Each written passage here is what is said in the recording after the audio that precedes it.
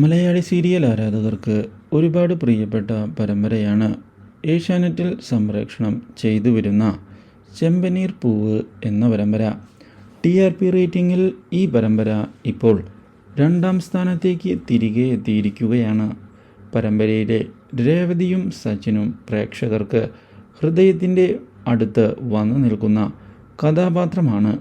ഇരുവരെയും വളരെയധികം സപ്പോർട്ടാണ് പ്രേക്ഷകർ സോഷ്യൽ മീഡിയയിൽ നൽകിക്കൊണ്ടിരിക്കുന്നത്. ഇരുവരുടെയും പോസ്റ്റുകൾക്ക് വളരെ നല്ല കമൻറ്റുകളാണ് പ്രേക്ഷകർ നൽകുന്നതും. ഇരുവരും എത്രയും പെട്ടെന്ന് തന്നെ ഒന്നിക്കണം എന്നുമുള്ള കമൻറ്റുകളും ശക്തമാണ്. എന്നാൽ ഇതിനിടയിലാണ് പുതിയൊരു വഴിത്തിരിവ് ഉണ്ടായിരിക്കുന്നത്.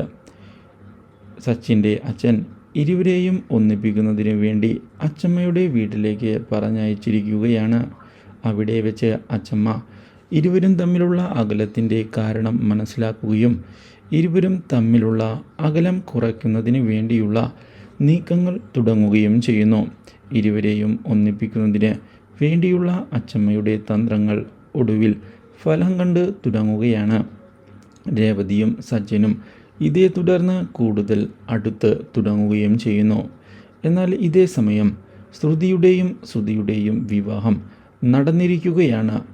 ഇതോടെയാണ് ശ്രുതി തന്നെ ചതിക്കുകയായിരുന്നു എന്നുള്ള സത്യം മനസ്സിലാക്കുന്നത്. Do like, share and subscribe.